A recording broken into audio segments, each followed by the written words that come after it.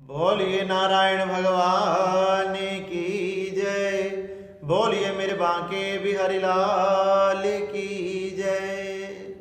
आप सभी को श्री कार्तिक मास की हार्दिक शुभकामनाएं। श्री सुजी महाराज शौनकादिक 88,000 ऋषियों को श्री कार्तिक मास का अब छठे अध्याय का श्रवण करवाते हैं। श्री सुजी महाराज शौनकादिक 88,000 ऋषियों से कहने लगे कि हमने सुबह मलमूत्र आदि का त्याग कर कर दातुन को कर कर शुद्ध स्नान करना चाहिए। श्री शौनकादिक 88,000 ऋषि पूछने लगे कि वह शुद्ध स्नान किस प्रकार से किया जाता है, उसकी क्या विधि है, कृपया करके आप हमें बताएं। तो श्री सुजी महाराज कहने लगे, हे शौनकादिक 88,000 ऋषियों, प्रातःकाल अपने हाथ में शुद्ध होकर अक्षत पुष्प आदि लेकर या तिल लेकर हमने जलाशय के निकट न जाना चाहिए। बताया गया कि जलाशय से 10 गुना अधिक लाभ तालाब में, तालाब से 10 गुना अधिक लाभ नदी में, नदी से 10 गुना अधिक लाभ नहर में, नहर से 10 गुना लाभ अधिक किसी तीर्थ में, तथा तीर्थ से भी 10 गुना अधिक लाभ किसी संगम पे, और संगम से भी 100 गुना अधिक लाभ किसी समुद्र में। इन जगहों पर, इन स्थानों पर स्नान करने से हमें बहुत पुण्यों की प्राप्ति होती है। ऐसे आप किसी भी तीर्थ पे या संगम पर या नदी पर इन अक्षत को, पुष्प आदि को, तिल को अपने साथ लेकर जाएं तथा वहां जल में इन सबको समर्पित कर कर भगवान से प्रार्थना करें, हे जल के देवता, हे इंद्रादि देवता, हे नारायण देवता, हे कार्तिक मास, मैं आपके इस पवित्र मास में इस शुद्ध जल में स्नान करने जा रहा हूं। आप मेरे ऊपर कृपा बनाए रखना तथा 10 दिशाओं से मेरी रक्षा करना, मेरे मन के विकारों को दूर करना, मेरे मन में किसी के प्रति कोई पाप आदि ना आए, मेरे मन में कभी भी क्रोध, अहंकार, लोभ, लालच ना आए। आप मुझे अपने इस शुद्ध जल से मेरी सारी देह को शुद्ध कर देना। इस प्रकार से प्रार्थना करते हुए हमने जल के निकट जाना चाहिए। कहने लगे, जो गृहस्थी हैं उन्होंने तिल से तथा बताया गया आंवले के चूर्ण से अपनी देह में लगाकर स्नान करना चाहिए। इस आंवले को अमावस्या को, त्रयोदशी को, सप्तमी को, नवमी को, इसको आंवले को, चूर्ण को हमने नहीं लगाना चाहिए। बाकी तिथियों में हम इसे लगा सकते हैं। गृहस्थी ने इस प्रकार से तिल तथा आंवले के चूर्ण से लेप कर कर शुद्ध जल में स्नान करना चाहिए।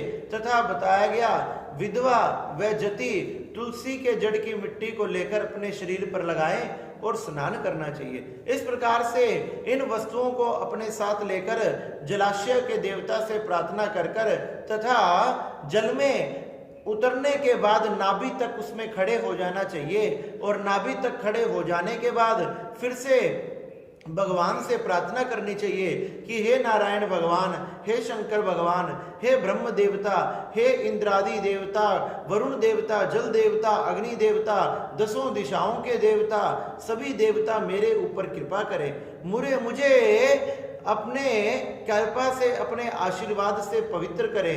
हे भगवान कृष्ण, आप राधिका के साथ मेरा अर्घ स्वीकार करें। इस प्रकार से शुद्ध जल में खड़े होकर, उस जल में खड़े होकर नाभि तक हमने स्नान करना चाहिए। तथा हमने सूर्य नारायण भगवान तथा भगवान नारायण, कार्तिक मास, सभी देवी देवताओं को अर्घ समर्पित करना चाहिए।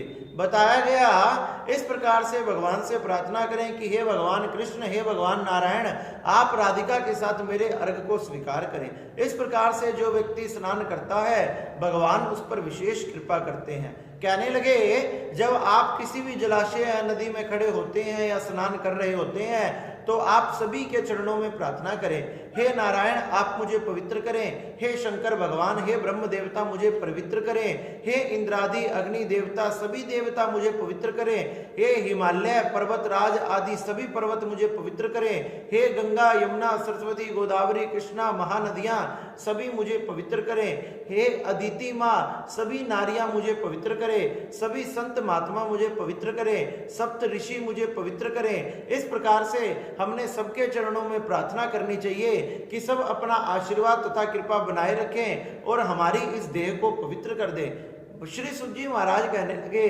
इस प्रकार से जो ऋषि महात्माओं के, संतों के, देवताओं के, पर्वतों के, नदियों के, इन सबके चरणों में प्रार्थना करता है, उसकी देह की बिल्कुल शुद्धि हो जाती है तथा उसका कल्याण होता है। इस प्रकार से आपने स्नान करने के बाद भगवान को अर्घ समर्पित करना चाहिए और अर्घ समर्पित कर कर गृहस्थियों ने पवित्री को हाथ में लेकर अपने पितरों का, देवताओं का, ऋषियों का, दिव्य पुरुषों का तर्पण करना चाहिए। सबसे पहले देवताओं का तर्पण करें, दिव्य पुरुषों का तर्पण करें, ऋषि मुनियों का तर्पण करें, पितरों का तर्पण करें। भगवान श्री कृष्ण कहने लगे कि हे सत्यभामा, श्री सुत जी महाराज कहने लगे, हे शौनकादिक 88,000 ऋषियों, इस प्रकार से जो व्यक्ति शुद्ध जल में स्नान करके सभी देवी देवताओं को अर्घ समर्पित करता है तथा अपने पितरों के निमित्त, देवताओं के निमित्त तर्पण करता है, उसका बड़ा ही कल्याण होता है। उसके जन्म जन्मांतर के सभी पाप नष्ट हो जाते हैं। बताया गया इस प्रकार से